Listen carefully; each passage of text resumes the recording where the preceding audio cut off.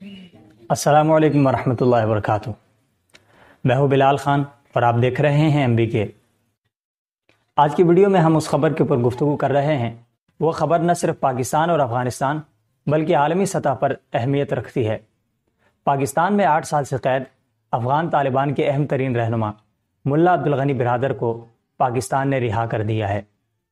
ملا عبدالغنی برادر ملا محمد عمر مجاہد رحمہ اللہ کے اہم ترین ساتھیوں میں سے تھے، اور یہ ان لوگوں میں شامل تھے جنہوں نے امارت اسلامی افغانستان یعنی افغان طالبان کی بنیاد رکھی۔ وہ 4 افراد جنہوں نے امارت اسلامی کی بنیاد رکھی، ان میں اہم ترین نام ملا عبدالغنی برادر تھا۔ ملا عبدالغنی برادر کو فروری 2010 میں کراچی میں گرفتار کیا گیا، اور اس گرفتاری کے بابت بتایا جاتا ہے کہ اس گرفتاری میں جن 2 ایجنسیوں کا اہم کردار تھا وہ ایک امریکن CIA اور پاکستان کی انٹر سروسز انٹیلیجنس یعنی ISI کی مشترکہ کارروائی تھی، جس کے نتیجے میں افغان طالبان کے ملٹری چیف ملا عبدالغنی برادر کو پاکستان سے اور پاکستان کے سب سے بڑے شہر کراچی سے گرفتار کیا گیا۔ ملا عبدالغنی کو گرفتار کرنے کے بعد پاکستان نے اپنی تحویل میں رکھا۔ 2013 میں افغانستان اور پاکستان کے مابین کچھ معاملات پر معاہدے ہوئے، اور اس وقت کے صدر حامد کرزئی نے ایک امن کونسل تشکیل دی۔ اس کونسل کی سفارش پر پاکستان نے ملا عبدالغنی برادر کو رہا کرنے کا اعلان کیا۔ اس وقت کے مشیر خارجہ سرتاج عزیز نے یہ اعلان کیا کہ 21 ستمبر کو پاکستان کی جانب سے جذبہ خیر سگالی اور امن کے مراحل کو آگے بڑھانے کے لیے افغان طالبان کے اہم ترین رہنما ملا عبدالغنی برادر کو رہا کیا جائے گا۔ مگر اس امن معاہدے کے دوران امریکہ کی جانب سے طالبان کے لیے جو شرائط رکھی گئیں انہیں طالبان نے قبول کرنے سے انکار کیا، جس وجہ سے وہ پروسیس وہیں پہ تھم گیا اور پاکستان کی جانب سے ملا برادر کو رہا نہیں کیا گیا۔ لیکن آج 5 سال بعد افغانستان کے الیکشن کو مد نظر رکھتے ہوئے پاکستان نے ملا عبدالغنی برادر کو رہا کیا ہے۔ اس رہائی کے متعلق عالمی سطح پر یہ بات قبول کی گئی ہے کہ قطر کی جانب سے پاکستان کو ضمانت دی گئی۔ قطر کی ضمانت کی بنیاد پر پاکستان نے ملا عبدالغنی برادر کو رہا کر دیا۔ 2 دن پہلے جب یہ خبر آئی تو ابتدائی طور پر اس خبر کی تردید کی گئی، تاہم پاکستان کی طرف سے اب اس کی باقاعدہ تصدیق کر دی گئی ہے کہ ملا عبدالغنی برادر کو رہا کر دیا گیا ہے۔ آپ کو بتاتا چلوں کہ ملا عبدالغنی برادر اور ملا عبدالسلام ضعیف یہ افغانستان میں امارت اسلامی کی حکومت کے وقت اہم ترین سفارتکار سمجھے جاتے تھے، اور جس وقت 9/11 کے بعد سقوط کابل ہوا تو پاکستان میں موجود ملا عبدالسلام ضعیف کے ساتھ وہ سلوک ہم نے کیا کہ جس پر پوری دنیا کی سفارتی تاریخ شرمندہ ہے۔ ملا عبدالسلام ضعیف کے ساتھ بحیثیت اسلامی برادر ملک اور پڑوسی ملک پاکستان کی جانب سے جو سلوک کیا گیا وہ کبھی بھی قابل ذکر یا قابل فخر نہیں رہا۔ تاہم ملا عبدالغنی برادر کو 2013 میں رہا کرنے کے لیے ایک مثبت قدم اٹھایا گیا، لیکن وہ قدم بھی آگے نہ بڑھ سکا۔ اب کی بار ملا برادر کی اس رہائی کے متعلق یہ کہا گیا ہے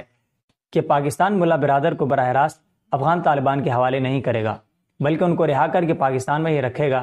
اگر وہ اپنی پسند سے کہیں جانا چاہیں اور امن کے مراحل کو آگے بڑھانے کے لیے کوشش کرنا چاہیں تو اس کی اجازت ہوگی۔ اگر ہم حالیہ اس ڈیولپمنٹ کو دیکھتے ہیں تو ہمارے سامنے 2 چیزیں بڑی واضح ہو جاتی ہیں۔ ایک چیز تو سب سے پہلے یہ ہمارے سامنے آتی ہے کہ افغانستان میں حالیہ جو الیکشن ہو رہے ہیں وہاں پہ افغان طالبان کی طرف سے دھڑا دھڑ حملے ہو رہے ہیں، جس کے لیے انہوں نے اعلانیہ کارروائیاں شروع کی۔ انہی کارروائیوں کے نتیجے میں گزشتہ ہفتے افغان طالبان کے ہاتھوں افغان فوج کے ایک اہم ترین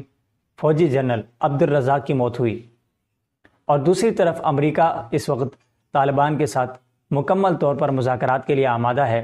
تاہم دیکھنا یہ ہے کہ اس وقت افغان طالبان کس پوزیشن پر کھڑے رہتے ہیں۔ دوحہ قطر میں کئی عرصے سے افغان طالبان اور امریکہ کے مابین مذاکرات کا ایک سلسلہ شروع ہے، جس پہ ہمیشہ کسی نہ کسی بات پر ڈیڈ لاک ہوتا ہے،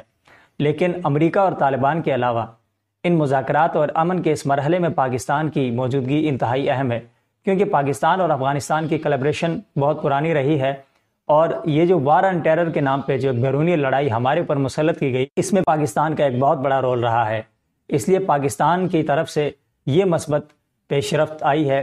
کہ قطر کی سفارش پر پاکستان کی جانب سے ملا عبدالغنی برادر کو رہا کر دیا گیا ہے۔ آگے دیکھتے ہیں کہ اس پازیٹیو سٹیپ کے بعد افغانستان اور پاکستان کے درمیان تعلقات کس حد تک بہتر ہوتے ہیں، یا پھر افغان طالبان اور امریکہ کے مابین اگر مذاکرات ہوتے ہیں تو وہ کس بنیاد پر ہوتے ہیں؟